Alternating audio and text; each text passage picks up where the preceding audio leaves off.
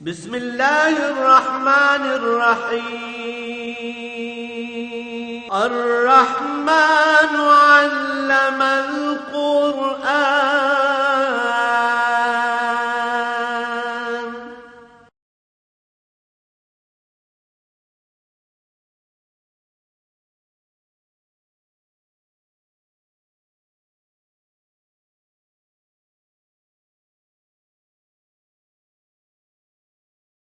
الحمد للہ رب العالمین والصلاة والسلام علی حبیبہ محمد وآلہ وصحبہ اجمعین.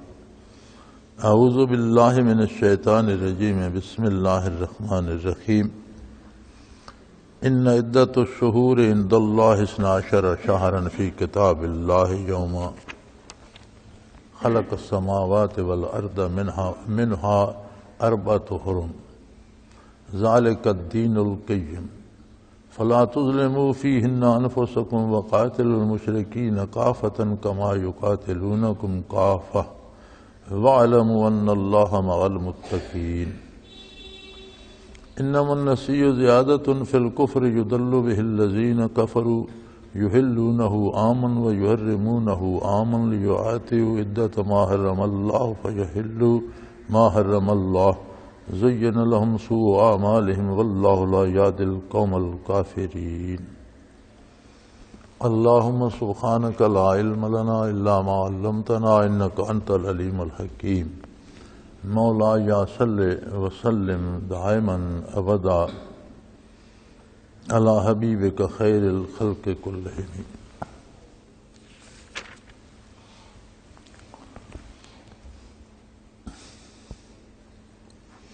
ان عدت الشہور عند اللہ 12 شہرا فی کتاب اللہ یوم خلق السماوات والارض منہا 4 حرم. انسانی کاوشوں کی بات چل رہی تھی اور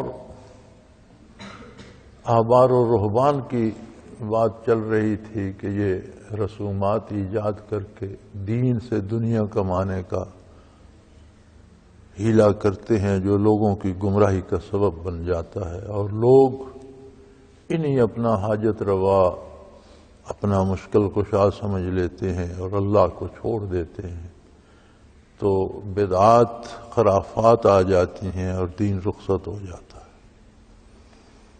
تو اس سارے نظام کے ساتھ دنوں اور مہینوں کا تعلق ہے. یہ رسم اس مہینے میں ہوگی، یہ رسم فلاں دن کو ہوگی، یہ فلاں رات کو ہوگی. تو فرمایا مہینوں کی تعداد جب سے اللہ کریم نے کائنات تخلیق کی ہے 12 مقرر فرما دی. یہ نہیں کہ اس امت میں 12 مہینے ہیں اور پہلی کسی میں 13 تھے یا کسی میں 11 تھے. نہیں، فرمایا جب سے کائنات تخلیق فرمائی ہے اللہ کریم نے، جب سے سورج چاند زمین کی گردش وجود میں آئی ہے، جب سے سورج طلوع ہو رہا ہے، جب سے زمین گردش کر رہی ہے، تو ان کی گردش کو ایسے انداز پہ متعین فرمایا گیا ہے کہ سال کا عرصہ 12 مہینوں پہ تقسیم ہو جاتا ہے. اور یہ لوح محفوظ میں بھی 12 مہینے ہی درج ہیں. ان عدت الشہور عند اللہ 12 شہرا فی کتاب اللہ. اللہ کے نزدیک مہینوں کی تعداد 12 ہے اور یہ لوح محفوظ میں بھی 12 مہینے ہی درج ہیں. اور جب سے زمین و آسمان تخلیق ہوئے ہیں تب سے یہ 12 مہینے آ رہے ہیں. انسانی تخلیق بہت بعد میں ہوئی، زمین پر جنات آباد رہے یا جانور رہے. پھر جب انسان آیا تو اس سے پہلے کی یہ تعداد، یعنی یہ تعداد کا دنوں کا تعلق گردش ارضی و سماوی یا سیارگان کی گردش سے ہے. سورج چاند ستاروں کی گردش، زمین کی گردش، یہ دن رات بناتی ہے. اور دن اور راتیں شمار ہو کر ہفتے اور ہفتے مہینوں میں تبدیل ہوتے ہیں. تو فرمایا جب سے اللہ کریم نے یہ کائنات تخلیق فرمائی ہے تو سورج، چاند، زمین کی ان کی گردش، ان کی رفتار، کس لمحے کون سی چیز کہاں ہوگی، تب سے ان کی رفتار ایسی مقرر کی گئی ہے کہ سال کے تقسیم 12 مہینوں میں ہو جاتی ہے، اور یہی لوح محفوظ میں بھی درج ہے۔ یعنی تخلیق سے پہلے جو فیصلے کیے گئے تخلیق بعد میں ہوئی، اور کائنات کے پورے نظام کا فیصلہ اس کی تخلیق سے پہلے کر دیا گیا تھا۔ حدیث شریف میں بعض جگہ اس طرح کے ارشادات نبوی ملتے ہیں کہ وہ جو کچھ تھا، جو ہونا ہے، جو ہوگا، سب کچھ لکھ دیا گیا اور سیاہی خشک ہو گئی، اس طرح کے الفاظ حدیث شریف میں ملتے ہیں۔ یہ تخلیق انسانی یا تخلیق کائنات سے پہلے اللہ کریم نے یہ پورا پروگرام لوح محفوظ میں درج فرما دیا کہ سورج کیا ہوگا، اس سے کیا حاصل ہوگا، چاند کیا ہوگا، ستارے کیا، سیارے کیا ہوں گے، زمین کیا ہوگی، اس پر رویدگی کیا ہوگی، اس پر کب تک انسان پیدا ہوگا، وہ کب تک رہے گا، ایک ایک فرد کی ایک ایک جزئی بات ساری اس میں پہلے وہ فیصلے درج ہو گئے۔ فرمایا تب سے مہینوں کی تعداد بھی 12 مقرر کر دی گئی تھی، اور اجرام فلکی و سماوی اسی طرح سے گردش کرتے ہیں کہ سال کے 12 مہینے چل رہے ہیں۔ اب ان مہینوں میں منہا اربعۃ حرم، ان مہینوں میں 4 مہینے حرمت والے ہیں، یعنی خاص ادب والے ہیں۔ تخلیق انسانی کا مقصد وما خلقت الانس والجن الا لیعبدون، ہم نے انسانوں اور جنات کو اہل یعرفون اپنی معرفت کے لیے پیدا فرمایا۔ حدیث قدسی میں آتا ہے، ارشاد باری ہے، کنت کنزا مخفیا، میں ایک پوشیدہ خزانہ تھا، فاحببت ان اعرف، مجھے یہ بات پسند آئی کہ کوئی مجھے جاننے والا بھی ہو، میری مخلوق میں کوئی مخلوق ایسی بھی ہو جو مجھے پہچانے، جانے، اور اس جان اور پہچان کے عوض میری اطاعت اپنی پسند سے کرے۔ یوں تو کائنات کا ذرا ذرا اس کے حکم کا پابند ہے، ساری مخلوق پیدا ہونا، مرنا، صحت، بیماری، قد کاٹ، طاقت، علم، عقل، شعور، جو کچھ جس ذرے میں بھی ہے، ساری کائنات میں اللہ کے نزدیک عقل و شعور بھی ہے، ہر ذرہ اللہ سے بات کرتا بھی ہے، بات سنتا بھی ہے، اللہ کی اطاعت کرتا بھی ہے۔ سورج، چاند، ستارے، زمین، آسمان، عرش، جنت، دوزخ، ہر چیز اللہ سے تو بات بھی کرتی ہے، اللہ کی بات سنتی بھی ہے، اور اپنی جو ذمہ داری اللہ نے دی ہے ادا بھی کرتی ہے۔ لیکن ساری مخلوق فرشتوں سمیت حاکم کی اور اس کے حکم کی اطاعت کرتی ہے، یہ سوال نہیں کر سکتی کہ حاکم کون ہے، کیسا ہے، یہ ان کی جرت سے باہر ہے۔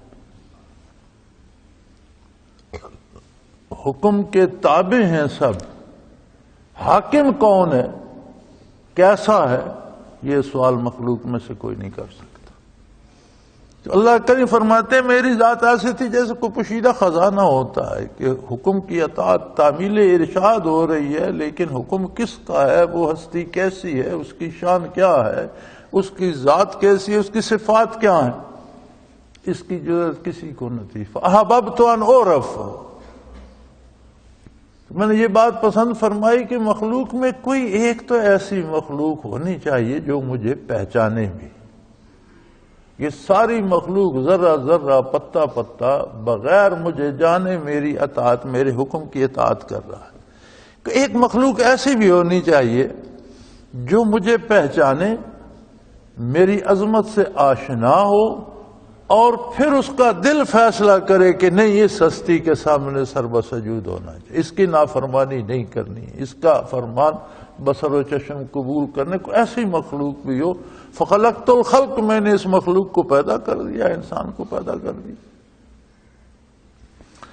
انسان میں اضافی خوبی جو رکھی گئی وہ یہ تھی کہ انسانوں میں نبی بھیجے گئے. نبوت نسل انسانی کو عطا کی گئی. نبوت ہوتی ہے کہ اس کے سارے کمالات اللہ کی طرف سے آتے ہیں. نبی اپنے عہد کا سب سے بڑا عالم ہوتا ہے. نبی اپنے عہد کا سب سے بڑا محقق ہوتا ہے. نبی اپنے عہد کا سب سے بڑا سائنسدان ہوتا ہے. نبی اپنے عہد کا سب سے بڑا حکمران ہوتا ہے. نبی اپنے عہد کا سب سے بڑا سیاسی لیڈر ہوتا ہے. نبی اپنے عہد کا سب کچھ ہوتا ہے. ساری صفات ایک ہستی میں آ کر جمع ہو جاتی ہیں. سب سے بڑا عالم ہوتا ہے، سب سے بڑا فاضل ہوتا ہے. اور کمال یہ ہے کہ اللہ کا نبی اللہ کے سوا کسی سے کچھ سیکھتا نہیں. دنیا میں اس کا کوئی استاد نہیں ہوتا، کسی فرد سے کچھ حاصل نہیں کرتا. نبوت چیز ہی ایسی ہے کہ سب کچھ نور نبوت میں عطائی اور وہبی طور پر اللہ کی طرف سے آ جاتا. ہر نبی جس قوم یا جتنی مخلوق کی طرف مبعوث ہوتا ہے ان کی ساری مادی اور روحانی ضروریات سے واقف ہوتا ہے. ہر نبی کو جتنی قوم کی طرف یا جتنے لوگوں کی طرف مبعوث فرمایا جاتا ہے ان کی ساری ضروریات کا اور ان ضروریات کو پورا کرنے کا علم دیا جاتا ہے. ہر نبی کے پاس اپنی ذمہ داری کا پورا علم ہوتا ہے. نبی پر اگر صحیفہ آتا ہے یا کتاب آتی ہے اللہ کی طرف سے تو اللہ کی طرف سے آتی ہے. اس کو سنتا صرف نبی ہے وہی کو، اس کو بتاتا قوم کو صرف نبی ہے، اور اس کا مفہوم بھی نبی ہی متعین فرماتا ہے. تو یہ جو نبوت انسانوں میں آئی اس کے تو فعل تمام نسل انسانی میں یہ استعداد آ گئی کہ وہ اللہ کی ذات اور اس کی صفات کو پہچان سکے. نبی تو پہچانتا ہے نا جیسا پہچاننے کا حق ہے، لیکن ہر انسان میں یہ خصوصیت ودیت ہو گئی کہ جب نبوت انسانوں میں آئی تو نسل انسانی میں معرفت الہی کی استعداد پیدا ہو. اب جو امتی نبی کے اپنی نبی کے دامن کو تھام لے گا اور برکات نبوی حاصل کرے گا اس سے اللہ کی معرفت نصیب ہو جائے گی. اس کی ذات اور اس کی صفات کو اپنی حیثیت کے مطابق پہچاننے لگے گا. یہ یاد رہے کہ ہر فرد کی استعداد اپنی ہوتی ہے، وہ اپنی حیثیت کے مطابق اسے پہچانتا ہے. ایک ہیرا ہے، اسے ایک عام آدمی دیکھتا ہے. میرے پاس ایک آدمی بیٹھا تھا، ایک جوہری میرے پاس کچھ چیز لایا، اس پر ہیرے لگے ہوئے تھے. تو یہ واقعہ ہے. تو وہ سارا دیکھ کے وہ مجھے کہنے لگا کہ اس پر انہوں نے یہ کانچ سا کیوں لگا رکھا ہے. یعنی اس آدمی کے نزدیک سوائے کانچ کے ٹکڑوں کے ہیرے کی کوئی قیمت نہیں تھی. اس نے مجھ سے پوچھا کہ میں نے پہلے ایسی تو کوئی نہیں، چوڑیاں تھی بنی ان پر ڈائمنڈ لگے، تو کہنے لگا میں نے ایسی چوڑی پہلے نہیں دیکھی جس پر کانچ لگا ہوا ہو. اب یہ پہچان ہے نا اس کی اپنی حیثیت کے مطابق. میں اپنی حیثیت کے مطابق جانتا تھا کہ ہیرا. اب ہیرے کی کوالٹی کیا ہے، وہ کتنا اچھا، کتنا خراب، کتنا زیادہ قیمتی، کتنا کم ہے، اس کا علم مجھے بھی نہیں. یہ جوہری جانتا ہے کہ یہ ہیرا کتنا قیمتی ہے اور کس کوالٹی کا ہے. میں تو اتنا جان سکتا ہوں کہ یہ ہیرا ہے. اب اس ہیرے کے آگے بے شمار کوالٹیز ہیں، وہ کوالٹی جو ہے اس کی یا وہ اس کی جو اقسام ہے ان سے جوہری واقف ہے. اسی طرح معرفت الہی بھی ہر فرد کو اس کی اپنی استعداد کے مطابق نصیب ہوتی ہے. ایک عام آدمی کی معرفت اور ہے، ایک عالم کی معرفت اور ہے، ایک ولی اللہ کی معرفت اور ہے، اور نبی کی معرفت کامل و مکمل اور ہے. لیکن معرفت میں حصہ تمام انسانوں کو مل سکتا ہے، لینا انہوں نے اپنے ہر امت نے اپنے نبی کے دامن سے لینا ہے۔ اب اس کے لیے اللہ کریم نے 2 طریقے مقرر فرمائے، اوقات بھی تقسیم فرما دیے اور کام بھی تقسیم فرما دیے، دونوں کا حاصل معرفت الہی ہے۔ اوقات تقسیم فرما دیے، جیسے سال کے 12 مہینوں میں 4 مہینے قابل احترام ہیں، ان مہینوں میں جنگ نہ کی جائے، اگر ہو رہی ہے تو جنگ روک دی جائے، اور ان مہینوں میں کثرت سے عبادت کی جائے، صدقات دیے جائیں معرفت الہی کے حصول کے لیے۔ مہینوں کے بعد ہفتے آئے، ہفتے میں ایک دن جمعۃ المبارک کا مقرر کر دیا کہ جمعۃ المبارک کو جمعۃ المبارک کی تیاری کی جائے، بڑی تیاری کے ساتھ خطبہ پڑھا جائے، عظمت الہی بیان کی جائے، صداقت پیغمبر پہ بات ہو اور اللہ کے کلام کی بات کی جائے، اور خطبے 2 پڑھے جائیں۔ ظہر کی 4 رکعتیں، جمعے میں 2 رکعت کے قائم مقام 2 خطبے ہوتے ہیں۔ اسی لیے یاد رکھیں جب خطبہ جمعہ شروع ہو جائے تو سنتوں کی نیت نہیں کرنی چاہیے، پھر جمعہ ادا کر کے اگر سنتیں پہلی رہ جائیں تو بعد میں کر لے۔ کوئی پڑھ رہا ہے اور خطبہ شروع ہو گیا وہ اور بات ہے، لیکن خطبہ شروع ہو گیا تو جو سنت کی نیت نہ کرے کہ یہ بھی اس نماز کی 2 رکعتوں کے قائم مقام۔ تو ایک دن ہفتے میں افضل قرار پایا، اس کی عبادت کا ثواب بھی زیادہ ہے، کاروبار بند کر دیے جائے۔ اذا نودی للصلاۃ یوم الجمعۃ فسعوا الی ذکر اللہ وذروا البیع، کاروبار چھوڑ دو، اللہ کی یاد کی طرف دوڑو اور جلدی سے آ جاؤ اور اللہ کی یاد۔ اسی طرح دن میں 5 وقت خاص کر دیے گئے، فجر، ظہر، عصر، مغرب، عشاء، کہ ہر دن میں یہ 5 وقت اللہ کو سجدے کیے جائیں اور معرفت الہی کے جو پودے لگے ہیں ان کو پانی رحمت الہی کا دیا جائے۔ یہ سارا ہیلا کیا ہے؟ معرفت الہی کے حصول کا۔ پھر انسان نے صرف عبادت تو نہیں کرنی، اس نے زندگی گزارنی ہے۔ اللہ کریم نے اسے کھانے پینے کا محتاج بنایا، بیوی بچوں کا محتاج بنایا، ماں باپ کا محتاج بنایا، بہن بھائیوں دوستوں کا محتاج ضرورت مند بنا دیا، اسے خرید و فروخت کا پابند کر دیا، اس نے دنیا کے کام بھی کرنے ہیں۔ تو فرمایا ان سب کاموں کے کرنے کا سلیقہ تمہیں میرا نبی بتائے گا۔ اب اگر یہ کام مزدوری ہے، نوکری ہے، تجارت ہے، کاشتکاری ہے، یاد رکھیں حصول رزق کے معروف ذرائع صرف 4 ہیں: کھیتی باڑی، مزدوری، تجارت، ملازمت۔ یہ 4 معروف ذرائع ہیں جن سے رزق حلال حاصل کیا جائے۔ ان کے باہر جائیں تو طریقہ جائز کوئی نہیں ملے گا، باہر نہ جائے، باقی طریقے ناجائز ملیں گے، جائز طریقہ نہیں۔ جائز طریقے سے روزی پیدا کرتا ہے تو عبادت شمار ہوتی ہے، اس سے بھی معرفت الہی نصیب ہوتی ہے۔ حلال کھانا طیب پاکیزہ طریقے سے تیار کرتا ہے، تیار کرنے پہ معرفت نصیب ہوتی ہے، کھاتا ہے کھانے پہ معرفت نصیب ہوتی ہے۔ حلال کماتا ہے، جائز جگہ پہ خرچ کرتا ہے، اس سے معرفت الہی نصیب ہوتی ہے۔ حلال روزی کماتا ہے، ماں باپ کی خدمت کرتا ہے، بیوی بچوں کو کھلاتا ہے، اس سے معرفت الہی نصیب ہوتی ہے۔ گویا اس کا ہر کام عبادت بن جاتا ہے اگر وہ اپنے نبی کی سنت کے مطابق کرے۔ تو گویا زندگی کے ہر وقت میں اور ہر کام میں حصول معرفت الہی کو پوشیدہ کر دیا گیا۔ اب یہ انسان پر ہے کہ وہ اپنی زندگی کو کس ڈھب سے گزارتا ہے۔ اگر وہ نبی کی اطاعت چھوڑتا ہے تو وہ جو اس کی استعداد معرفت ہے اس کو نقصان ہوگا، جسے عام طور پر کہا جاتا ہے کہ جی دل سیاہ ہو جاتے ہیں۔ معرفت الہی سے دل میں نور آتا ہے، نافرمانی اور گناہ سے ظلمت آتی ہے۔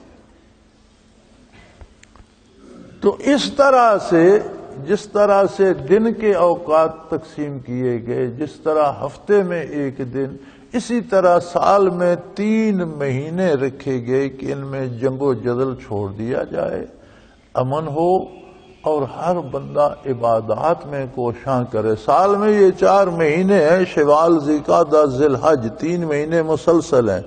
شوال، ذوالقعدہ اور ذی الحج 3 حرمت کے مہینے ہیں، اور رجب 4تھا مہینہ ہے جو ان سے الگ ہے۔ یہ اللہ کی حکمت، اس نے 3 مہینے یکجا رکھے، ایک الگ رکھا۔ اگر یہ 4 مہینے عبادت نصیب ہو جائے تو گویا سال عبادت کی توفیق ارزاں ہو جاتی ہے۔ پھر ان 4 میں پھر ایک رمضان شریف رکھا، وہ ان سب سے افضل ہے۔ پھر رمضان کے بعد پھر دنوں کی تقسیم آئی تو جمعۃ المبارک رکھا، پھر دن کی بات آئی تو اس میں نماز کے اوقات رکھ دیے۔ تو گویا اوقات میں بھی اور مہینوں اور دنوں کے شمار میں بھی وہ مقصد جو تخلیق انسانی کا ہے وہ پنہاں ہے۔ فرمایا ذالک الدین القیم، یہ بالکل سیدھا راستہ ہے، یہی اسلام ہے، یہی صراط مستقیم ہے، یہی دین قیم ہے، بالکل مستقل سیدھا راستہ۔ فلا تظلموا فیہن، ان میں زیادتی نہ کرو، ان مہینوں میں زیادتی نہ کرو۔ اب ایک بندہ سال کے 3 مہینے یہ زیادتی نہیں، 4 مہینے زیادتی، تیسرا حصہ سال کا زیادتی سے بچتا ہے تو اسے اللہ باقی مہینوں میں بچنے کی توفیق دے دے گا۔ وَلَا تُظْلِمُوا فِيهِنَّ أَنفُسَكُمْ، یہ بڑی خوبصورت بات قرآن کریم نے فرمائی، ان میں اپنے آپ پر زیادتی نہ کرو۔ گویا جو بندہ گناہ کرتا ہے دوسرے پر تو زیادتی کرتا ہی ہے، کسی کا حق مارتا ہے، کسی کا پیسہ چھینتا ہے، کسی کی عزت لوٹتا ہے، کسی کی جان لے لیتا ہے، اس پر تو زیادتی کرتا ہی ہے۔ فرمایا لیکن گناہ اپنے آپ پر بہت بڑی زیادتی ہے۔ کسی کے ساتھ زیادتی تو زیادتی ہے ہی، لیکن کسی سے زیادتی کرنا اپنے آپ کے ساتھ بڑی زیادتی ہے۔ تو فرمایا ان مبارک مہینوں میں اپنے آپ کے ساتھ زیادتی نہ کرو، اور یہ بھی نہیں ہے کہ تم ہاتھ پاؤں باندھ کر بیٹھ جاؤ۔ وَقَاتِلُوا الْمُشْرِكِينَ كَافَةً كَمَا يُقَاتِلُونَكُمْ كَافَةً، مشرکین اگر دین کو مٹانے کے لیے یا ظلم کا نظام رائج کرنے کے لیے یا لوگوں کے حقوق چھیننے کے لیے جنگ پر آمادہ ہے تو جس جوش سے وہ لڑ رہے ہیں اس سے زیادہ جوش سے تم لڑو۔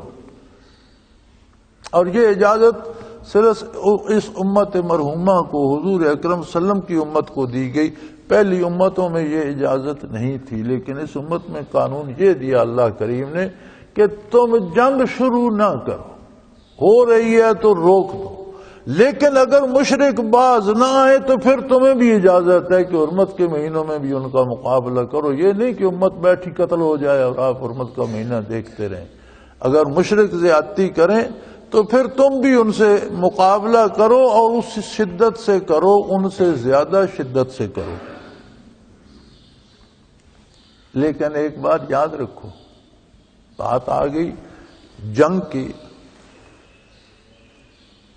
جنگ اسلام نے ختم کر دی، اسلام نے اس قتال کو جہاد کا نام دیا۔ یاد رکھیں جنگ کی فلسفی یہ ہے کہ مخالف قوت کی افرادی قوت بھی توڑ دی جائے، معاشی قوت بھی توڑ دی جائے، ان کے پاس کوئی ایجادات یا سائنس یا ٹیکنالوجی ہے تو وہ قوت بھی توڑ دی جائے، اور انہیں اس طرح کر دیا جائے کہ وہ سر نہ اٹھا سکے۔ آقا نامدار صلی اللہ علیہ وسلم نے، قرآن کریم نے فلسفہ دیا جہاد کا۔ جہاد نام ہے اس کوشش کا جو ظلم کو روکنے کے لیے کی جاتی۔ اگر مشرکین و کفار زیادتی کر رہے ہیں تو پوری قوت سے اس زیادتی کا دفاع کرو، لیکن اگر وہ ہتھیار پھینک دیں تو انہیں مت مارو۔ یعنی انہیں ختم کرنا یا ان کی طاقت ختم کرنا مقصد نہیں ہے، ان کو زیادتی سے روکنا مقصد ہے۔ سو فرمایا اجازت دی جا رہی ہے قتال کی، لیکن وَاعْلَمُوا کا معنی ہوتا ہے خبردار، پورے غور سے جان لو، وَاعْلَمُوا اچھی طرح جان لو، ان اللہ مع المتقین، معیت الہی اہل تقوی کو نصیب ہوتی ہے۔ یعنی جنگ میں بھی تقوی کا دامن نہ چھوڑو، اور جو حدود اللہ نے مقرر کی ہیں ان سے مت بڑھو، دشمنی میں بھی کسی پر زیادتی نہ کرو، جس حد تک جانے کی اجازت شریعت نے دی ہے اس حد تک لڑو۔ چنانچہ حضور نے متعین فرما دی تھی حدود جنگ میں بھی کہ کسی ایسے شخص پر تلوار نہیں اٹھائی جائے گی جو مقابلہ نہ کر رہا ہو، جو جنگ میں حصہ نہ لے رہا ہو، عورتوں اور بچوں کو نہیں مارا جائے گا، ضعیفوں کو نہیں مارا جائے گا، جو لوگ عبادت خانوں میں بیٹھے ہوئے ہیں خواہ وہ بتوں کی پوجا کر رہے ہیں ان کو خلل نہیں دیا جائے گا، فصلیں نہیں اجاڑی جائیں گی، پھلدار درخت نہیں کاٹے جائیں گے، کسی کے رزق کے وسائل تباہ نہیں کیے جائیں گے، خواہ مخواہ شہروں کو آگ نہیں لگائی جائے گی۔ یہ ساری چیزیں ان ضوابط میں آ گئیں کہ جنگ کرتے وقت بھی اللہ کی عظمت کا خیال رکھو، کافر بھی اللہ کی مخلوق ہے، اگر وہ زیادتی سے باز آ جائے تو اس کے ساتھ زیادتی نہ کرو، چاہے جائے کہ مسلمانوں کو بے دردی سے ذبح کیا جائے، چاہے جائے کہ مساجد میں بم پھینکے جائیں، چاہے جائے کہ غریبوں مزدوروں کو گلیوں اور بازاروں میں گولیوں سے بھون دیا جائے۔ یہ تو اسلام نہیں ہے۔ اسلام تو میدان جنگ میں مقابلے پر آئے ہوئے کافر کے ساتھ زیادتی کرنے سے روک رہا ہے کہ جائز حد تک مقابلہ کرو، قتل کر دو اگر وہ تمہیں قتل کرنا چاہتا ہے، وہ قتل کرنا چاہتا ہے تمہیں، تم غالب آگے قتل کر دو، لیکن یہ نہیں کہ اس کے ساتھ زیادتی کرو، کوئی زیادتی نہ کرو۔ اب آپ دیکھ لیں کہ جو کچھ ہمارے ساتھ ہو رہا ہے، یا جو کچھ روزانہ یار کیسی عجیب اسلامی ریاست ہے کہ بندوقوں کے سائے میں نماز ادا ہوتی ہے، ورنہ مسجد میں بھی خطرہ ہے، کیا بات ہے۔ تو یہ ساری باتیں صریحاً اسلامی تصور حیات کے خلاف ہیں۔ اسلام میں ہر فرد اور ہر چیز کے حقوق کا حکم دیا ہے، جانوروں کے حقوق کے تحفظ کا حکم دیا ہے کہ جانور رکھتے ہو تو جتنا وہ بوجھ اٹھا سکتا ہے اس سے زیادہ بوجھ اس پر نہ ڈالو، جتنی اس کی ضرورت ہے اتنی خوراک بھی اسے مہیا کرو، اس کا بیمار ہو جائے یا علاج مال، جانوروں کے بھی حقوق ہیں، انسان تو انسان ہے۔ تو فرمایا یہ 4 مہینے حرمت کے ہیں، ان میں جنگ نہ کرو، وَلَا تُظْلِمُوا فِيهِنَّ أَنفُسَكُمْ، اور ان میں اپنے آپ پر ظلم نہ کرو، یعنی کسی کے ساتھ زیادتی نہ کرو، کہ کسی سے زیادتی کرنا اپنے آپ پر ظلم کرنا ہوتا ہے۔ قرآن کی آپ فلسفی دیکھیں اصلاح کی، کہ جو ظلم کرتا ہے آخر اس کا انجام تو خود اس نے بھگتنا ہے، سزا تو اس نے بھگتنی ہے۔ تو وہ قرآن کا انداز بیان ہی ایسا پیارا ہے کہ یار کسی کے ساتھ نہیں فرمایا اپنے آپ کے ساتھ زیادتی نہ کرو، یعنی کسی سے زیادتی کرو گی تو وہ اپنے آپ پر ظلم کر رہے۔ اور اگر مشرک قتال کریں قاتل المشرکین کافہ، پھر جم کر لڑو، ڈٹ کر لڑو مشرکین کے ساتھ، جیسا وہ تمہارے ساتھ ڈٹ کر لڑتے ہیں۔ لیکن یہ حرمت کے مہینوں میں دفاعی جنگ ہوگی، اگر کافر جنگ مسلط کرتے ہیں تو مقابلہ کرو، لیکن ایک بات یاد رکھو، وَاعْلَمُوا، اچھی طرح جان لو، اللہ کی مدد اہل تقوی کے ساتھ ہوگی، ان اللہ مع المتقین، اللہ اہل تقوی وہ ہوتے ہیں جو اللہ کے رسول کی اطاعت خلوص دل سے کرتے ہیں۔ تقوی کا مطلب ہم کبھی ڈر لکھ دیتے ہیں، کبھی کچھ، اصل تقوی لفظ جو ہے عربی کا، ڈر بڑی قسموں کے ہوتے ہیں، دشمن کا ڈر ہے، موذی جانور کا ڈر ہے، پیسے میں نقصان ہونے کا ڈر ہے، بیمار ہونے کا ڈر تو بہت ہوتے ہیں۔ ایک ڈر ہوتا ہے تعلقات کے ٹوٹنے کا، ہم ماں باپ کی بات مانتے ہیں کہ کہیں نہ مانی تو ناراض نہ ہو جائے، یہ ایک ڈر ہے نا، ایک ڈر ہے کہ ناراض نہ ہو جائے۔ ہم بچوں کی بات بھی ماننے پہ مجبور ہو جاتے ہیں کہ بچہ ناراض ہو جائے گا، دوستوں کی بات بھی، ان کی پیٹھ پیچھے بھی ان کی بات کا لحاظ رکھتے ہیں کہ وہ یار میں نے یہ کام کیا تو سنیں گا تو ناراض ہو۔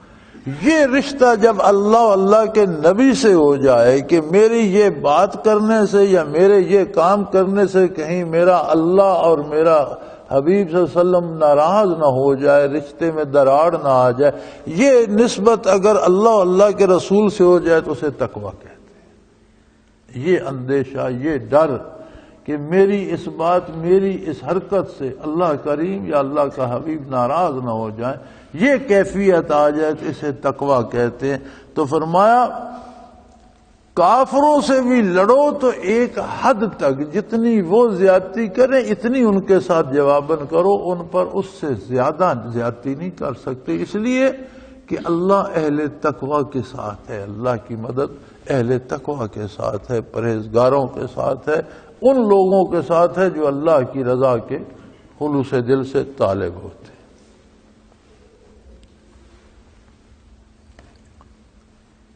پھر لوگ دین میں ہیلے حوالے کرنے لگ جاتے ہیں، ہیلوں بہانوں سے بعض ناجائز چیزوں کو جائز کرنے کی کوشش کرتے ہیں، مقصد اپنی خواہشات کی تکمیل ہوتی ہے، حوالہ دین کا بنا لیتے ہیں۔ تو اہل کتاب کے علماء یہ ظلم اسی طرح، یہ جرم اسی طرح کیا کرتے تھے کہ حرمت کے مہینوں میں اگر وہ جنگ کر رہے ہیں کسی قوم کے ساتھ اور آگے حرمت کا مہینہ آ گیا، شوال آ گیا، تو کہتے تھے یہ مہینہ شوال نہیں ہے، یہ جو ہے یہ شوال کے بعد کا مہینہ ہے، اگلا مہینہ شوال ہوگا۔ یا پھر اگلے ذی-القعدہ ذی الحجہ آ جاتے تو کہتے یہ سال ہی 10 مہینوں کا ہے، بس اب محرم آ گیا، اب کوئی نہیں، یہ 2 مہینے سال سے کاٹ دو، تو لڑائی جاری رکھو۔ اس طرح سے مہینوں کو اور دنوں کو بدل دیتے تھے۔ تو فرمایا انما النسیء زیادۃ فی الکفر،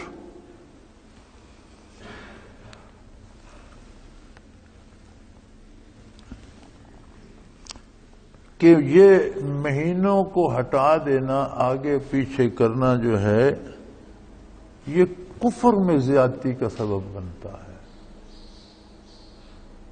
جن مہینوں کو اللہ نے حرمت والا کہا ہے، اگر اللہ کی حرام کردہ چیز کو کوئی حلال کہے گا تو یہ کفر ہے، حلال سمجھے گا تو کفر ہے۔ عجیب بات ہے، حرام کو حرام سمجھ کر کھا لینا گناہ ہے، حرام کو حلال کہہ دینا کفر ہے۔ اب یہ کھانے کی چیز تو نہیں تھی، یہ تو مہینے تھے، گنتی کے دن تھے، لیکن وہ اس طرح کرتے اہل کتاب کے علماء کہ وہ مہینے کا نام بدل دیتے، کہتے یہ وہ مہینے نہیں ہے، فلاں مہینہ ہے، لڑائی جاری رکھو۔ فرمایا یہ بھی کفر میں زیادتی کا سبب ہے کہ تم حرمت والے مہینے کو حلال کر رہے ہو۔ اب یہاں سے وہ لوگ سوچیں جو عملاً سود کو منافع کا نام دے کر کھاتے ہیں، اتنا یہ عام ہو گیا ہے کہ اللہ ہی کسی کو بچائے، ورنہ میں نہیں سمجھتا کہ کوئی بچ رہا۔ سود لیتے ہیں اور اس کا نام منافع رکھ لیتے ہیں، مارک اپ رکھ لیتے ہیں۔ تو یہ مارک اپ رکھو، منافع رکھو، خنزیر کا نام دمبا رکھو یا بکرا رکھو، رہتا خنزیر ہی ہے، نام بدلنے سے وہ بدلتا نہیں۔ اور پھر مزید برآں زیادتی اپنے آپ کے ساتھ یہ ہے کہ یہ کفر ہو جاتا ہے۔ سود کو سود ہی کہہ کر کھاؤ اور سود کو حرام سمجھ کر کھاؤ تو یہ گناہ رہتا ہے، سود کو حلال سمجھ کر کھاؤ تو یہ کفر ہو جاتا ہے۔ حرام کو حلال کہنا کفر ہے، اللہ کے رسول کے حلال کردہ چیز کو حرام کہنا، حرام کرنا کفر ہے۔ حرام کوئی کھاتا ہے اور اسے حرام سمجھتا ہے، وہ سمجھتا ہے کہ یہ حرام ہے، میں حرام کھا رہا ہوں، تو وہ گناہگار ہے۔ لیکن اس حرام کا نام بدل کر یا اسی نام سے اسے کہتا ہے اس میں کوئی یہ جائز ہے، حلال ہے، حتیٰ کہ فقہا نے یہاں تک لکھا ہے کہ کوئی مرغی چوری کر لیتا ہے تو اسے چاہے کہ وہ کھانا چاہتا ہے تو ویسے ہی اس کا جھٹکا کر کے کھا جائے، اس پر تکبیر نہ پڑے۔ چوری کی مرغی کھانا چاہتا ہے تو اس کی گردن کاٹ دے، اسے کاٹ کر کھا جائے، یہ گناہ ہوگا، حرام ہوگا۔ لیکن تکبیر پڑھ کر اسے حلال کرے گا تو حرام کو حلال سمجھنا کفر ہے۔ یعنی اگر تکبیر پڑھے گا تو پھر تو وہ حلال کرنے کے لیے پڑھ رہا ہے نا، اس کا خیال ہے کہ حلال جانور ہے، تکبیر پڑھی تو حلال ہو جائے گا۔ تو فقہا فرماتے ہیں حرام کو حلال سمجھنا کفر ہے، تو ایک مرغی کے پیچھے کافر ہونے کی کیا ضرورت ہے؟ چوری کیا حرام ہے، اسے مار کر حرام ہی کھا لو، گناہ ہوگا۔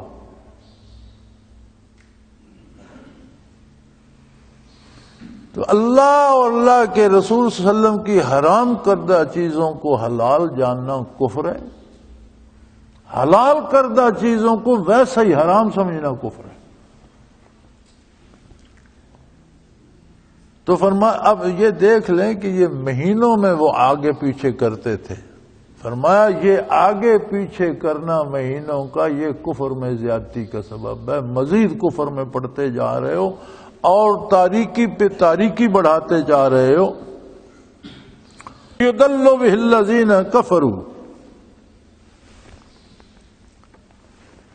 ان سے کفار کو گمراہ کیا جاتا ہے۔ یعنی کفر ایک ایسی مصیبت ہے کہ اللہ کریم کی ناراضگی ہوتی ہے، اور اللہ جب ناراض ہوتے ہیں تو آدمی پہ کو کفر بڑھنا شروع ہو جاتا ہے۔ غضب الہی ہے، کفر دلیل ہے، مفضی ہے غضب الہی کا، غضب الہی کو دعوت دینے والی چیز ہے کفر۔ اور جب کوئی کفر کرتا ہے تو اللہ ناراض ہوتے ہیں تو اور وہ کفر میں آگے بڑھتا چلا جاتا ہے۔ تو فرمایا یہ مہینوں کو آگے پیچھے کرنا اور ہٹا دینا یہ کفر میں زیادتی کا سبب ہے۔ یحلونہ عاما ویحرمونہ عاما، کسی مہینے حرمت والے کو کسی سال کے لیے حرام کر دیتے ہیں اور کسی علت والے مہینے کو کسی سال کے لیے حرام۔ یہ ایسا کرتے تھے نا کہ اس مہینے میں شوال آ گیا تو یا اس مہینے میں رجب آ گیا، اس لڑائی میں تو کہا یہ رجب نہیں ہے، اس کے بعد والے کو ہم رجب مان لیں گے، لڑائی جاری رکھو۔ ہاں یہ تو کفر میں زیادتی کا سبب ہے کہ وہ مہینہ حرمت والا نہیں تھا، اسے آپ نے حرمت والا قرار دے دیا، یہ جو حرمت والا تھا اسے حلال قرار دے دیا۔ تو دو طرح کا کفر کیا کہ حرام کو حلال کیا، حلال کو حرام کیا، دونوں تو یہ تو کفر میں زیادتی کا سبب ہے۔ لیعاتوا عدۃ ما حرم اللہ فیحلوا ما حرم اللہ، ہیلا یہ کرتے ہیں کہ اللہ نے جو مہینے حرام کیے ہیں ان کی گنتی پوری کر لیں، یعنی 4 مہینے حرمت والے ہو جائیں، لیکن جو مہینے اللہ نے حرام کیے ان کو حلال کر لیتے ہیں اور بعد کے مہینے کو حرمت والا قرار دے دیتے ہیں، تو مہینوں کی گنتی بھی پوری کر لیتے ہیں۔ یہی جو ہیلا ہمارے ہاں سود کے ساتھ ہوتا ہے کہ یہ منافع ہے، یہ پرافٹ ہے، یہ مارک اپ ہے، عجیب عجیب نام تجویز کرتے رہتے ہیں، بس سود سود ہے یار، سیدھی سی بات ہے، اس پر ملمہ چڑھانے کی کیا ضرورت ہے۔ تو فرمایا یہ اس لیے کرتے ہیں کہ اللہ کی ناراضگی کا ایک عجیب کیفی اثر ہوتا ہے۔ اللہ کریم جس سے ناراض ہو جائے اس کی کیفیات اس طرح بدل جاتی ہیں، جس طرح بیمار ہوتا ہے کوئی تو اسے میٹھی چیزیں کڑوی لگنے لگے، بخار ہوتا ہے تو اسے دودھ دو تو کہتا ہے کڑوا ہے، بھائی دودھ کڑوا نہیں ہے، تمہارے منہ میں گلاب کڑوا ہوگا، تمہارا مزاج کڑوا ہو گیا، تمہارا ذائقی قوت ذائقہ متاثر ہو گئی ہے۔ اسی طرح جب اللہ کریم ناراض ہوتے ہیں تو بدکاروں کو برائی میں حسن نظر آتا ہے کہ میں نے یہ کمال کر دیا، یہ میرا سیاسی کمال ہے کہ فلاں کو میں نے دھوکہ دے دیا، فلاں سے میں نے جھوٹ بولا اور اس سے منوا لیا، یہ میرا سیاسی کمال ہے۔ وہ اسے کمال سمجھتے ہیں دھوکہ دینے کو، جھوٹ بولنے کو، اللہ کے مہینوں کو آگے پیچھے کرنے کو، اللہ کی حرام چیزوں کو حلال کہہ کر کھانے کو ہوشیاری سمجھتے ہیں۔ فرمایا یہ عذاب الہی کی ایک صورت ہے کہ جس بندے سے وہ ناراض ہو جاتا ہے اسے بری چیزیں بھلی لگنے لگتی ہیں اور بھلی چیزیں اسے کڑوی لگنے لگ جاتی ہیں، اچھی چیزوں کو وہ برا سمجھنے لگ جاتا ہے اور بری چیزوں کو اچھا، یہ کیفیت دل کی بدل جاتی ہے، اس کے قوت ذائقہ بدل جاتی ہے۔ وہ برائی پر میں نے اتنے قتل کر دی اس پہ فخر کرتا ہے، ڈرتا نہیں اللہ سے کہ اللہ کی مخلوق کو مار دیا تو اللہ سے توبہ کرو، اس کا کوئی ہلا کرو، یار کتنا ظلم ہو گیا، اس پہ پچھتاوا نہیں ہوتا، فخر کرتا ہے مجلس میں بیٹھ کر۔ آپ نے ایسے لوگ دیکھے ہوں گے، ڈاکے کرتے ہیں اس پہ فخر کرتے ہیں، رشوت لے لیتے ہیں، کہتے ہیں میں نے اتنے پیسے کھا لیے، میں پکڑا نہیں گیا، میرا کسی نے کچھ نہیں بگاڑا۔ ان کا ٹیسٹ بدل جاتا ہے، ذائقہ بدل جاتا ہے، جانچنے کا انداز بدل جاتا ہے۔ فرمایا زین لہم سوء اعمالہم، یہ اللہ کا عذاب ہے کہ وہ اپنے برے کاموں کو اچھا سمجھنے لگ جاتے ہیں، ان کے لیے وہ حسین کر دیے جاتے ہیں، خوبصورت نظر آتے ہیں انہوں۔ واللہ لا یہدی القوم الکافرین، اور جو لوگ اللہ سے کفر کرتے ہیں ایسے لوگوں کو اللہ ہدایت نہیں دیتے، یعنی یہ کیفیت ان کی گمراہی کا سبب بن جاتی ہے۔ اب جس کام کو وہ اچھا سمجھنے لگا ہے اسے چھوڑے گا کیوں، اور کرے گا اور گمراہی میں بڑھتا جائے گا۔ تو یہ جو قلبی کیفیت بدل جاتی ہے یہ ان میں گمراہی میں مزید آگے جانے کا سبب بنتی ہے، اور یہ اللہ کی ناراضگی کی وجہ سے اللہ کا عذاب ہے جو ان پر مسلط کیا جاتا ہے۔ وآخر دعوانا ان الحمدللہ رب العالمین۔ اللہ اللہ اللہ اللہ اللہ اللہ